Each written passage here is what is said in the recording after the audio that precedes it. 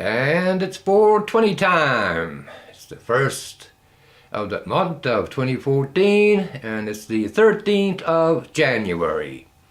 And 420, for you folks who don't know it, came about, folks in some part of California, and came to be 420 in the afternoon, and someone said it's time for a smoke. So here we go. Only smoking marijuana they were talking about.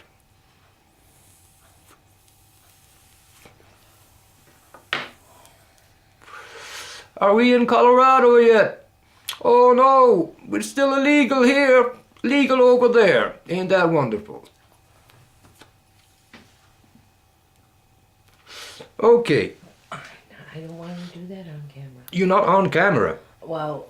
Okay, there's the problem right there.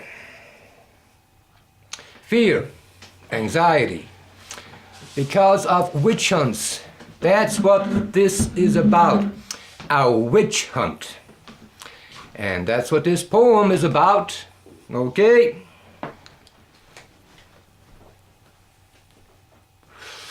One more talk, and we're good to go. This is legal. Most places. This is not. White people's drug. Not white people's drug. Legal because it's white people's drug. Not legal because it's not white people's drug. There we go. How did these drug laws come into place? Missionaries, WASPs, white Anglo-Saxon Protestants going back in the time when Teddy Roosevelt was in power. Filipinos addicted to opium. Hey, you know, so we gotta go with a solution, which prohibition, which made the situation worse and has ever since. So in Seattle, Friday morning, the 15th, there are people who are going to try and reverse decisions already made about medical marijuana. Medical. Medicine. Okay? So here's a poem called Religious Experience. From the word religo, meaning tied to the source. Your connection to the source. That's what freedom is about. Try and tell that to folks like at EWTN, the Catholic Network. The Catholic priests there are talking about Obama and the way he's persecuting the religions because of contraception and abortion. Right, they recognize their own rights. How about recognizing the rights of other people? Not hippies, not on their drugs, not old Mitch Packwater, he's a priest. Blame the hippies, Mitch. That's right, Mitch. That's a hell of an analysis you got there.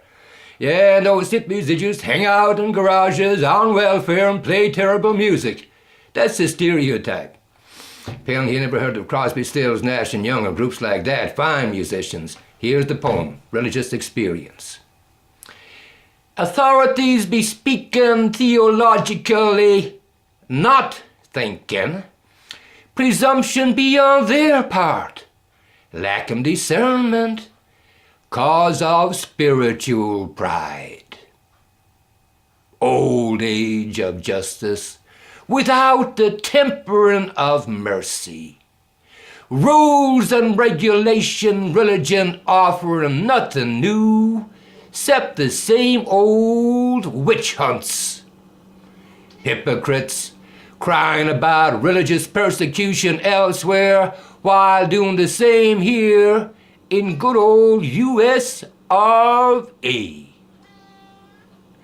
Partaking of herb is a religious experience. To believe blindly otherwise is the usual damnable ignorance. That's what we're talking about, ignorance.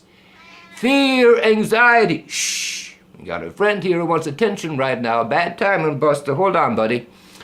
Take care of you in a minute. Okay? So that's what's going on. So the witch hunt. Men making rules about women. All right?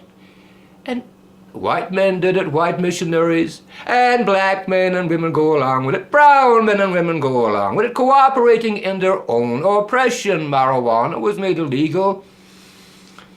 Reefer madness, white women were going crazy, and it was all the Mexicans' fault. Sex was involved, drugs, rock and roll. This is the old witch hunt going back.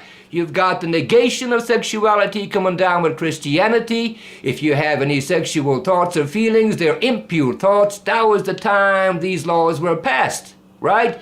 Women did not have and weren't entitled to have sexual feelings. All right, they were sluts. You were either a whore or you were a wife. No in between. No humanity involved there. So they were taking meds. Everything was legal up until 1914. When the Harrison Narcotics Act was passed, not on the basis of medical evidence, a tax was put on there. It was a scam from the beginning. Fascists, okay? Opium was made illegal because poor people were using it. Blacks were using it, African Americans. Okay, only they weren't called that back in those days. The derogatory N-word, utter contempt for them. They were using that. It was bad, therefore. Any other group, and the poor whites, no exception. They're morally inferior and we're morally superior.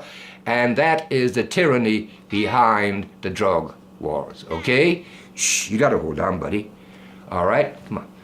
And, okay, so here's a story on it. Here's the story. Upstate New York is a good place for hunting deer out in the country. Plenty of deer there, right? And the city fella from New York City said he wanted to get back to his primitive roots, his manliness, and he was going to go hunt the deer. So he went and did the proper paperwork, got it all taken care of, got his hunting license. First day of the hunting season, he's out, got his clothes and everything else dressed properly, right? He's out less than 3 hours and he bags a kill. Delighted with himself. Gets it on the car, gets it tied up, and he heads on back down to New York City. He's on the thruway. About halfway there, and he gets stopped by a trooper.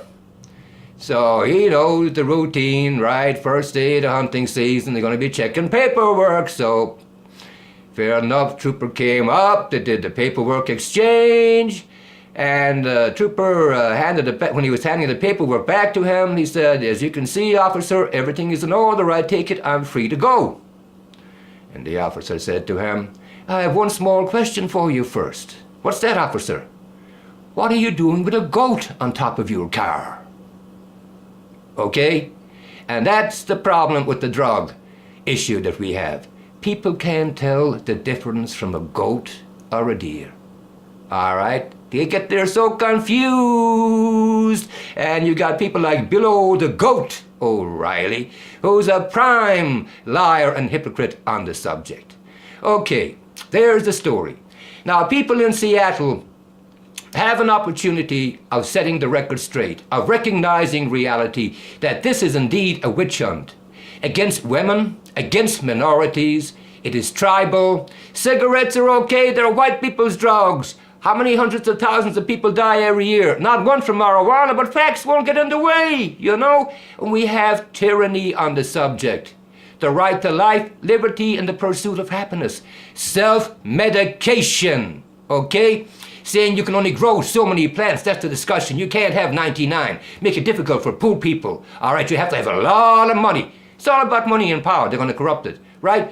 It's a vegetable. Marijuana is a vegetable. You can put it in your salad, okay? Now you're going to say you can only grow 10 heads of cabbage? Or 50 heads of cabbage? Huh? That's how stupid and ignorant this is. What about potato plants? Okay, you can only have 10 potato plants, right? Oh, you might have people who make whiskey out of it. Moonshine. Gotta ban that. Yeah, there you go. Getting the picture? All right. People have a chance to right a wrong, to strike a blow for justice. Okay? Do the right thing. What I put in my pipe and smoke is my business. None of your business. Put that in your pipe and smoke it. Rights, personal rights. That's what it's about, not tyranny. Okay, so marijuana is a sacrament for many people. That's why it's a religious experience. It has medicinal qualities, helps cancer. I have cancer, right? And it's making my life so hard to get it because of these dumbass laws. So, there it is. Here's the poem, kicked to me by my old man, and he wasn't even thinking of it as a poem. I recognized it as such, and he was giving me advice on the road of life, and I'm passing it on. I gave it the title, Wisdom. Nothing wrong with making mistakes, as long as you learn from them. But don't keep on making the same mistakes.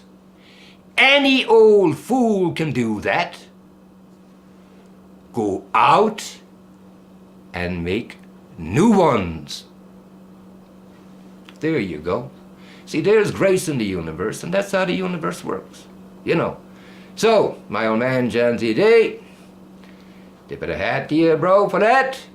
Passed it on to you, you folks in Seattle, Apple Hamfest. Weed education, weed education. Okay? Be enlightened. Time for a smoke. To continue. Later, Bar Bart. That's it for now.